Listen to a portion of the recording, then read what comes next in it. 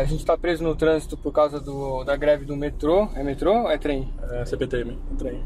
Da greve do CPTM, e nós vamos aproveitar para gravar FAQ 5. mais um FAQzinho fofo. FAQzinho fofo. É.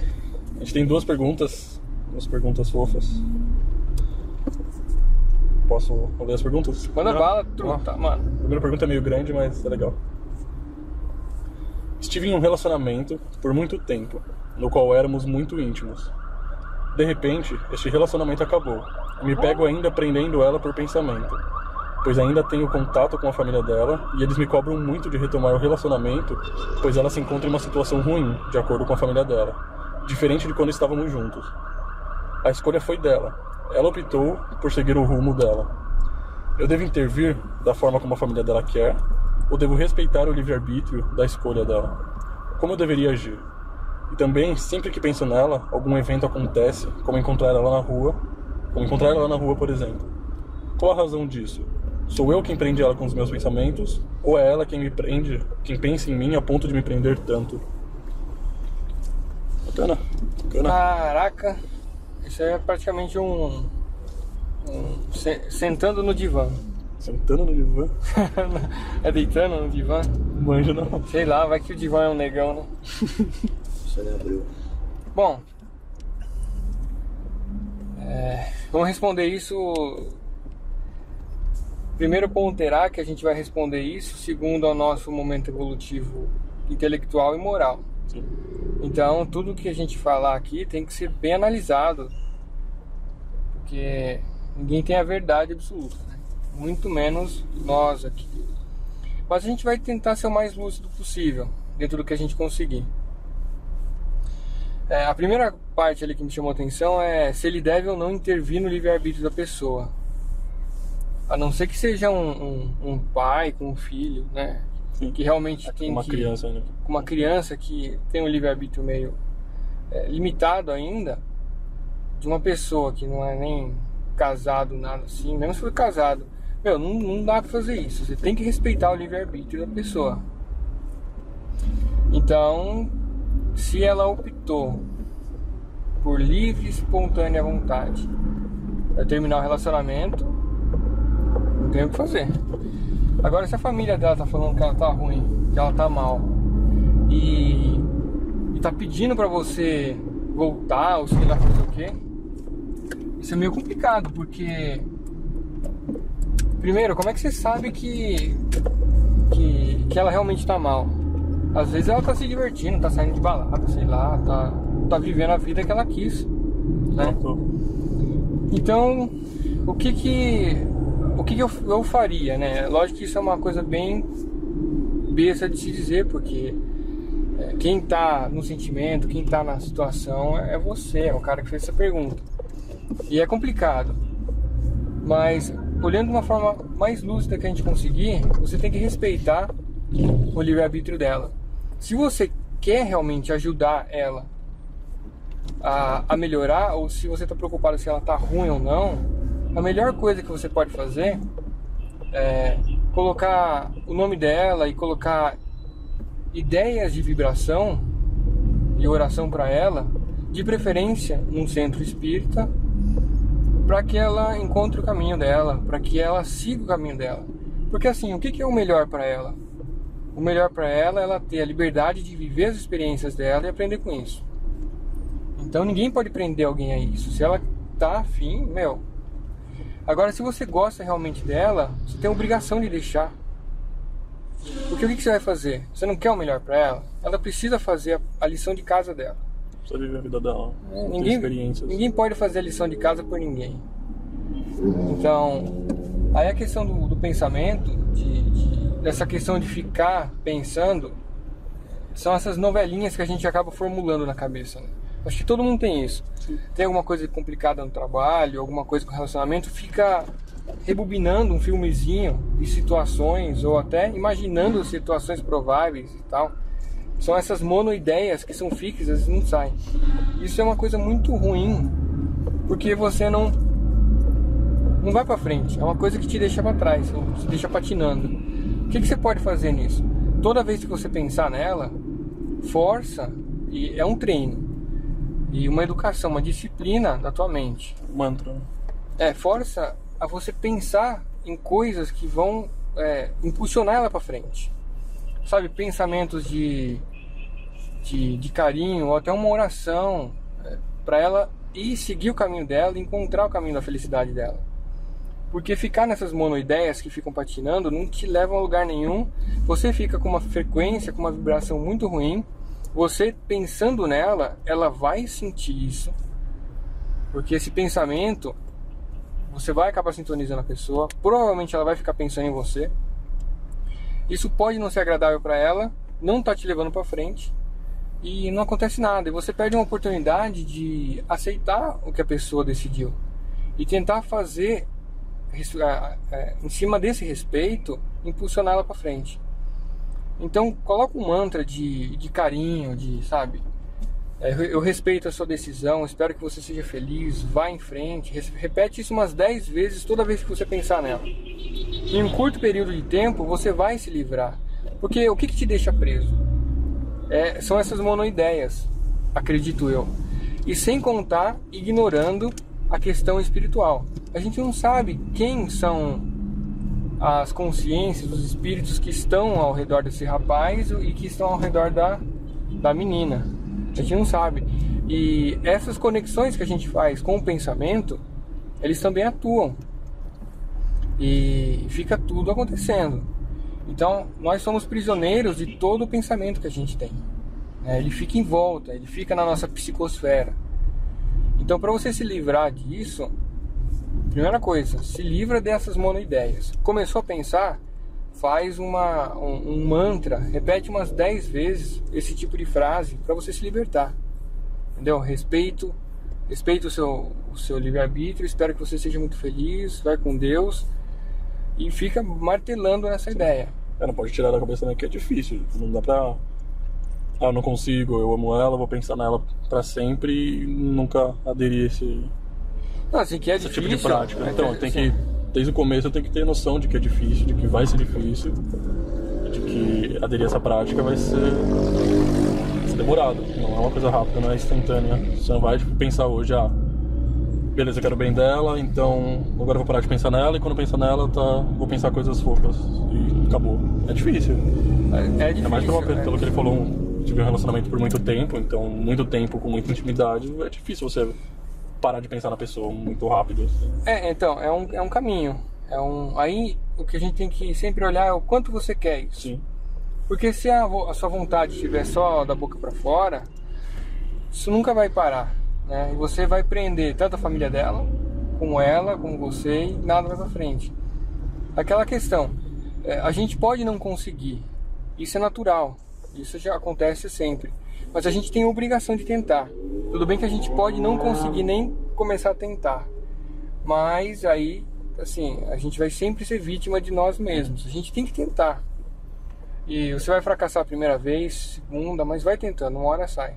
Tem um outro pontinho aqui que ele falou, também sempre que eu penso nela, algum evento acontece, como encontrar ela na rua, por exemplo. Qual a razão disso? Sou eu quem prende ela com os meus pensamentos, ou é ela quem pensa em mim a ponto de me prender? Então, tem um exemplo muito legal que eu sempre dou quando a gente fala de frequência, é assim, imagina que você tem 2 violões afinados iguais, um de frente pro outro.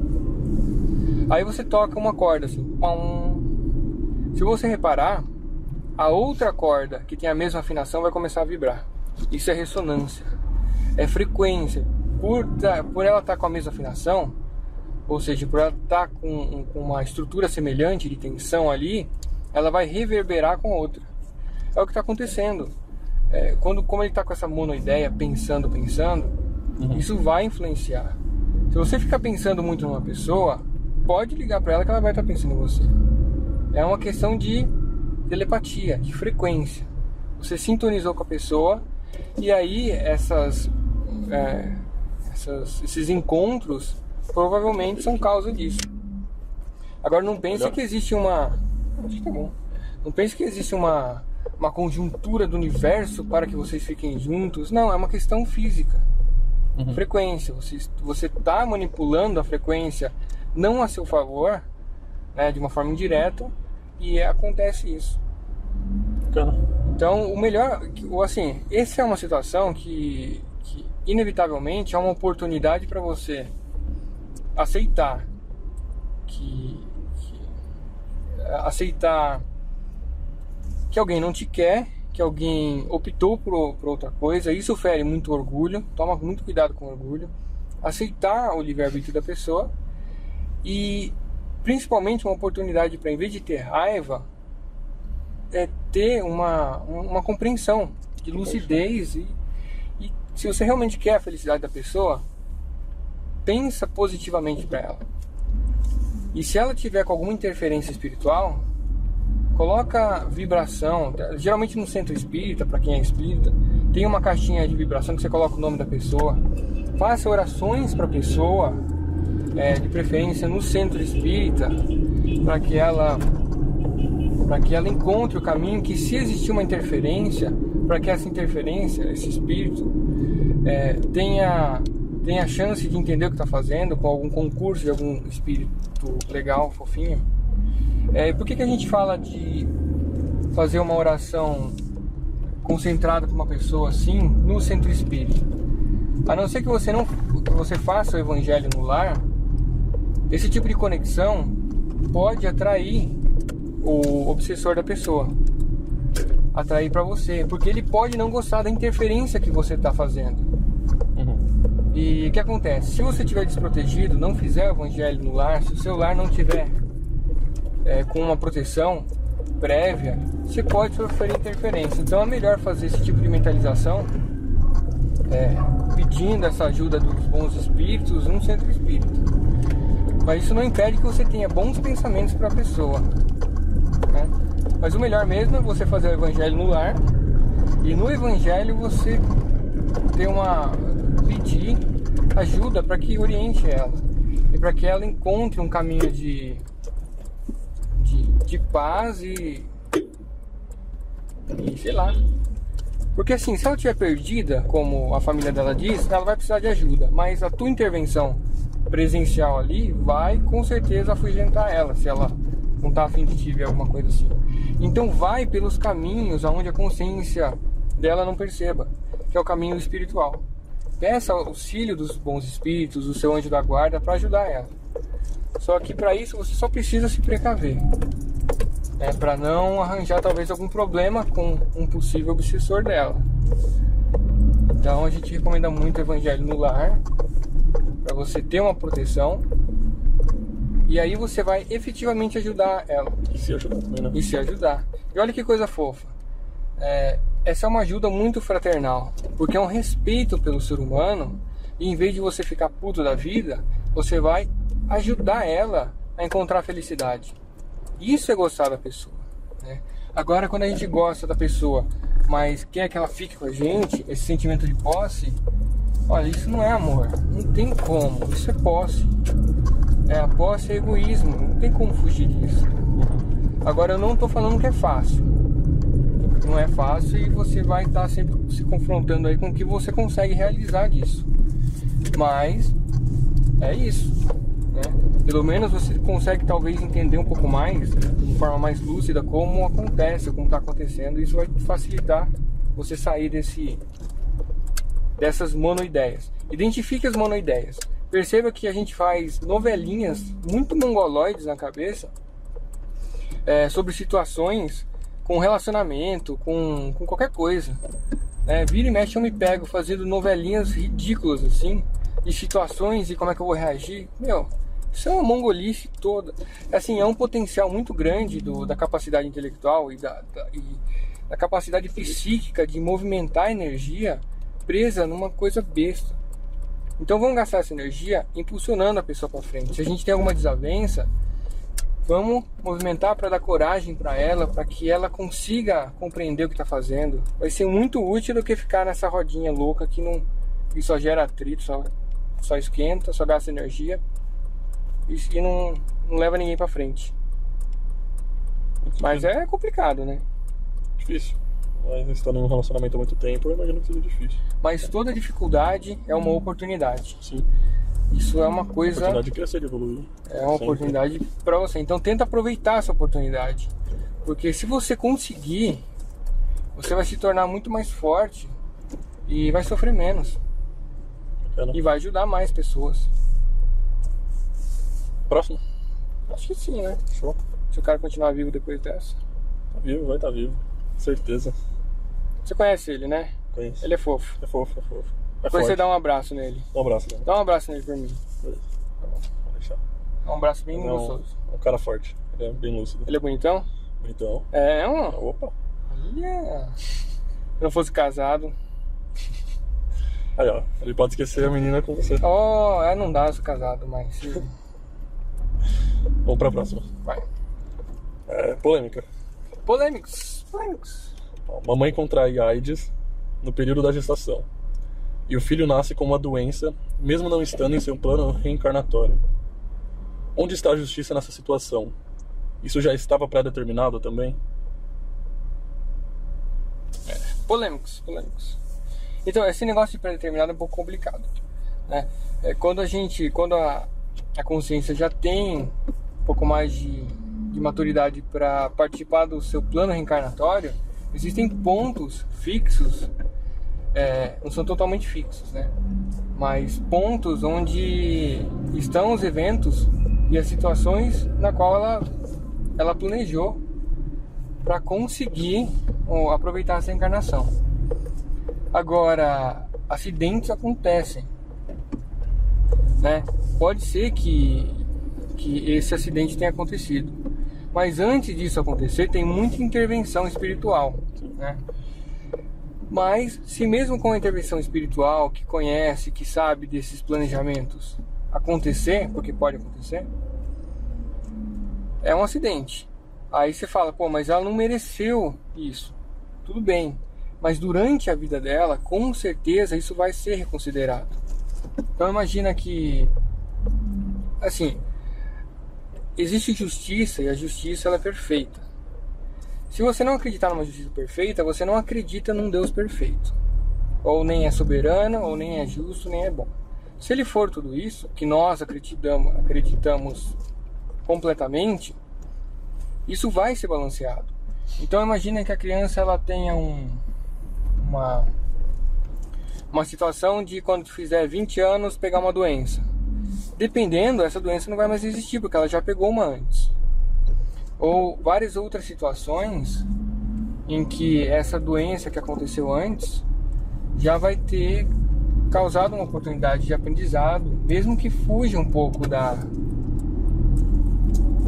do que foi pré-planejado.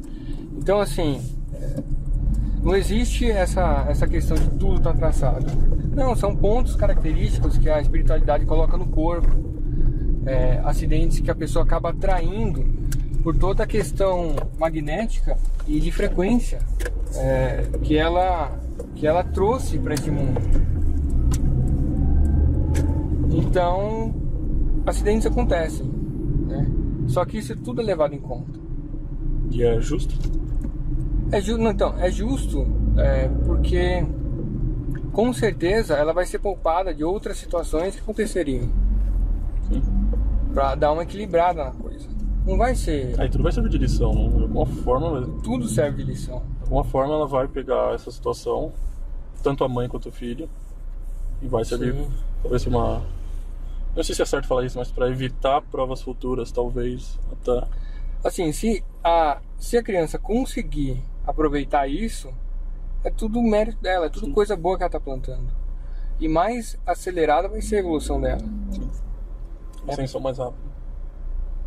Legal. E assim, é uma oportunidade. Se foi realmente um acidente, que não estava planejado, é uma oportunidade dela lidar com isso. Mas com certeza ela vai ser poupada de outras coisas. Se é uma futuras. oportunidade, então é planejado. Não, é que assim, tudo é uma oportunidade. Essa é a questão. Qualquer acidente que a gente tenha na vida é uma oportunidade da gente mostrar a nossa resignação, a nossa paciência. Você acha que você tropeçou lá naquele pé da cama, arrebentou o dedo, aquilo estava planejado? Não estava. Então, mas não tava, quando você diz não estava planejado, vou pôr um pouquinho mais de polêmica na história. Põe a polêmicas. Quando você diz que não estava planejado pela pessoa, pelo espírito que vai reencarnar. Pelo espírito e pela equipe espiritual, né? É que é tenha muito feito. difícil dizer isso como se fosse Deus, claro, mas para Deus estaria planejado. Para espíritos mais superiores estariam planejados uma situação desse tipo. Então, aqui eu acho que espíritos, eu não vou colocar Deus aqui, mas espíritos mais superiores, eles não precisam planejar esse tipo de coisa. Esse tipo de acidente, eles funcionam como uma oportunidade. Porque assim, não precisa dessa situação, estar tudo planejado 100%. Não precisa, porque esses erros também vão ser oportunidade para a equipe que está planejando. Eles também estão se desenvolvendo. Mas aqui quando fala acidente, a palavra talvez passe uma impressão de falta de controle. Sim, totalmente. Porque assim, os espíritos que são um pouco superiores a nós, eles não são perfeitos. Eles também precisam evoluir. Então. Eles também estão evoluindo. Tudo no universo evolui. Legal. Maluco? Tudo no universo evolui. Tudo. E eles também cometem erros. Entendeu? Então um acidente pode ser um erro. Sim. Agora, não existe... Esses espíritos, eles não conseguem prever tudo assim. Não tem como. Eles fazem o planejamento com muito mais lucidez, muito mais possibilidade e potencialidade do que a gente faria. Mas ainda não é super. Mas acontece. Agora sim, isso vai ser levado em conta. Sim. Com certeza, porque senão também a justiça estaria aí. Então, com certeza no futuro ela seria poupada de algumas provas, né? Mas existem outras questões. Algumas vezes acontece o seguinte: em desdobramento, quando a gente dorme, a gente sai do corpo, e muitas vezes acontece esse tipo de questionamento com o espírito. E muitas vezes eles, mesmo amargurando aqui, sabe, se queixando das provas, quando eles estão fora do corpo, a opinião deles muda. Fala, não, eu quero que a prova seja assim. Porque ele fora do corpo, ele tem uma ampliação muito maior da realidade dele, ele sabe que aquilo lá vai fazer o bem.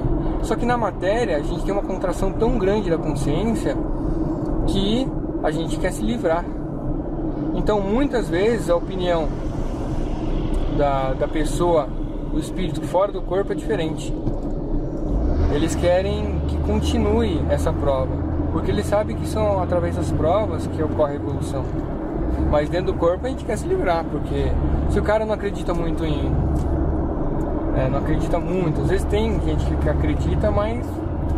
Mais ou menos. Não, é difícil, né? Sim. Dói, né? Machuca, é complicado. Mas existe essa balança. Nós não estamos sozinhos, nós temos um guia espiritual, que é o nosso anjo da guarda. Nós temos um espírito mais evoluído que está encarregado na nossa evolução. Olha o tamanho da bondade, cara. Entendeu? Tem um fofinho lá que está cuidando da gente. Ele cuida desses processos. Então a gente não está largado. Nós somos extremamente... sabe aqueles gráficos que o pessoal coloca no universo? E que nós somos um negocinho entre 1 bilhão e tal de universo, de galáxias. Então você não é nada. Não é assim. Nós somos seres da criação. Nós somos criados por Deus e temos uma importância. Isso aqui não é para assim vai descer, não. É para saber que existe uma preparação e um cuidado muito grande com cada consciência que existe. Pessoal, existe muitos espíritos que nos acolhem quando a gente desencarna, que passam, que fazem um planejamento reencarnatório. Tem um fofo que é exclusivo da gente para ajudar a gente nas nossas questões. Falar que a gente não é nada, nós somos muita coisa, porque é muito importante que a gente evolua. Então não caiam nessa questão que Deus vai largar a gente. Ele coloca muitas coisas, só que a gente precisa conseguir enxergar isso. E não tem jeito. Se a gente tiver muito orgulho aí no meio, a gente não vai conseguir enxergar. Na verdade, a pior coisa aí, o que mais cega as pessoas é o orgulho.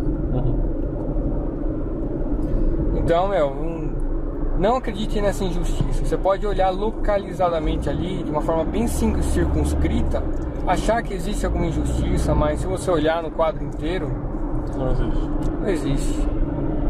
Senão Deus não seria quem Ele é. Consegui te enganar? Conseguiu. Então você é um bom charlatão. Bom charlatão. Mas é porque, assim, às vezes as pessoas caem nessa questão de... É porque quando você pega pra explicar pra alguém, você coloca muitos argumentos, por mais que eles não sejam verdadeiros, você consegue colocar muitos argumentos que façam nexo na história, você engana alguém. Mas quando você começa a pegar a lógica de fato, pegar toda uma metodologia e bater com a lógica, bater do... Aquela que você me falou uma vez, de sempre aumentando os porquês. Qualquer coisa você pergunta por quê. Chega... Fecha o ciclo, não faz sentido. A gente tem que tomar cuidado, porque não é porque faz sentido que é verdade. Sim. Né? Só que assim... sei lá, é complicado talvez. E essa é uma questão mais complicada, porque não é só a lógica, é o sentimento. Então, se você chegar para um ateu e explicar isso, se ele não tiver aquele sentimento, aquela conexãozinha com Deus, cara, não faz sentido, não pega. Ou, por exemplo, eu já fui ateu, não fazia sentido pra mim. Então, em um momento da minha vida, aquilo não grudava, sabe? Eu era impermeável a esse tipo de coisa. Sei bem como é. É uma questão de momento. E aí, assim, tudo momento. Então, por isso que a gente tem que sempre olhar as pessoas e colocar aquela palavrinha que é a mais amiga da lucidez, que é a conseguir, né? A pessoa não acredita em Deus, não, ela não consegue ainda acreditar em Deus. Aí você fica... Nasce um sentimento de compaixão maior. Beleza. Show? Show? Show. Beleza, FAC 5. Feito, mano. Muito bom. Até a próxima, é nóis. Até a próxima.